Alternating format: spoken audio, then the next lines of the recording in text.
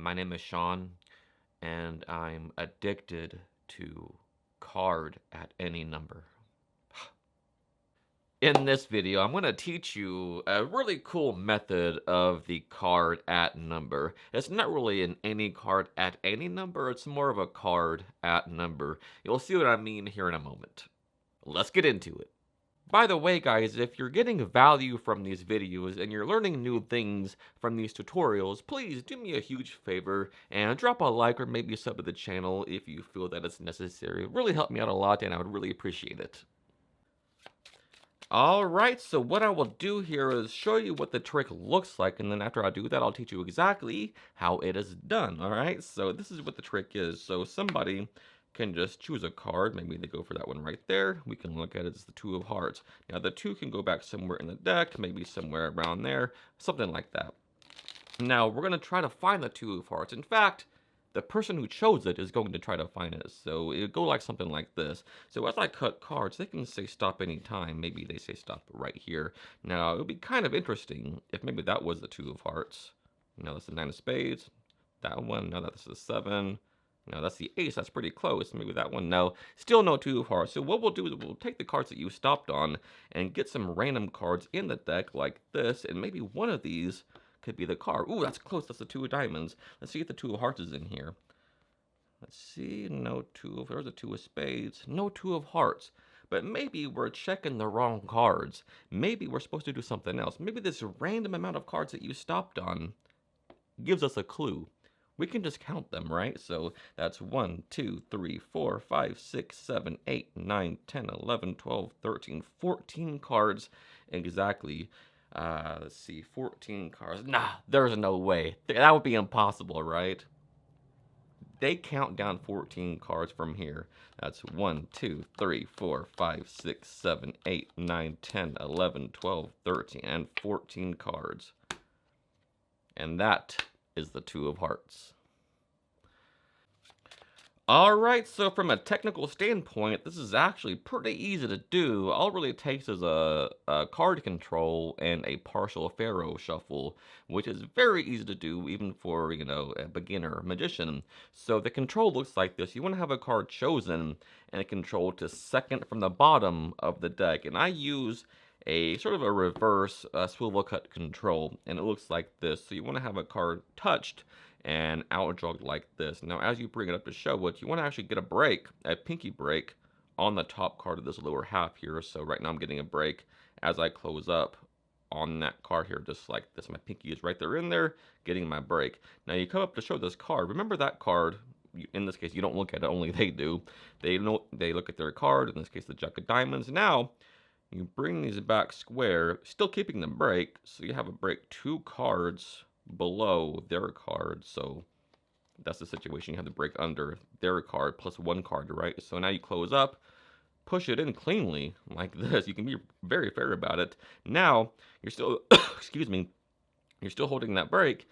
Now you transfer the deck to Biddle Grip, transferring into a thumb break. Now you want to simply swivel cut this packet into your hand like this, and then just simply cut some packets from here on top, and that results in their card being second from the bottom. Any way that you want to have a card controlled second from the bottom is okay. You could even do an overhand shuffle control, have them look at a card, they see it, the Ace of Diamonds, and you put it on top, then simply do a slip shuffle like this to get it second from the bottom, like this. It doesn't really matter what you do, as long as you know that it's second from the bottom. All that's important. Now, we use the Ace of Diamonds for our selection in this case. Now, what you want to do, see, like, you're going to find the card, and now you simply start cutting cards like this, swing cutting cards into your hand like this, and have them say stop. Or what you can do alternatively is a Hindu shuffle, which, some people, have their opinions about a Hindu shuffle, but that's all right. Either way you want to do this is fine. You can either cut the cards like this or a Hindu shuffle. It doesn't really matter. Either way, you want to be left with about 1/3 to 1/4 of the deck into your hand when they say stop. So timing is a little bit important here, okay? So having said that, simply cut about 1/4 of the deck, or maybe 1/3 into your hand first, and then maybe a few, and say, as I do this, just say stop any time. And by the time that say stop, you'll have about a quarter of the deck. The reason for that is because it just works better with a little bit of cards. Okay, so now it's still second from the bottom here, right? So now you can say, look, maybe it's this one. Nah, maybe it's this one. No, maybe it's this one. And you're just showing a bunch of cards. That's not their card because it's right there, obviously. So this is like a good show to tell them there's no, card controls going on, right? So now what you're going to do is like, we'll just use these cards that you stopped on to get some random cards from the deck. And what you're going to do here is you're going to pharaoh weave this small packet into the larger packet anywhere. It doesn't matter where it is, just as long as they're perfectly weaved, just like this, right? So if you can do a perfect weave like this, that's fine. It doesn't have to be, it can be anywhere in this bigger portion. It doesn't have to be a perfect, in pharaoh, nothing like that. Just as long as it's somewhere in the bigger portion and it's a perfect weave, a card per card, you'll be just fine. Now what you want to do is you stick them about, I don't know, an inch in, and you're going to strip all the weaved cards out like this. So what you're doing here is stripping all those weaved in cards out of the middle of this bigger portion, and that's accomplished by simply sort of making this a concave bend so everything is locked in place. So put your index finger on top, fingers on the side, and thumb on the side, and simply bend up by pushing the index finger down like this. You can see the sort of bending.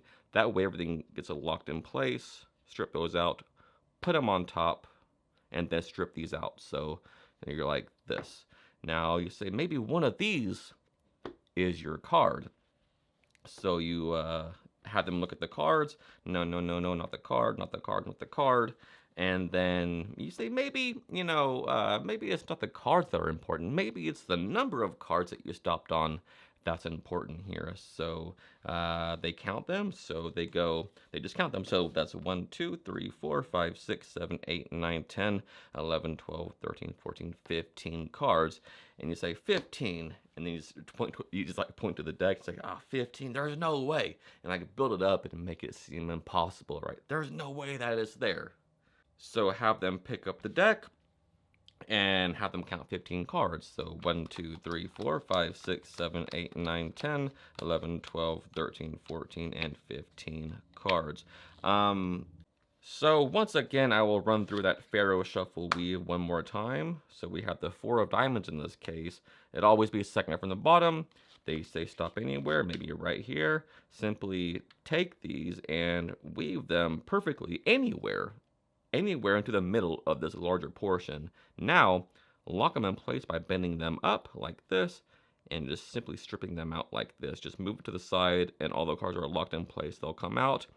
Move them forward so this packet that you're holding is aligned with that bottom one. Strip the outdrawn cards out. Put them on the table face up. They count them. 1, 2, 3, 4, 5, 6, 7, 8, 9, 10, 11, 12, 13 cards. They count 13. 1, 2, 3, 4, 5, 6, 7, 8, 9, 10, 11, 12, and 13.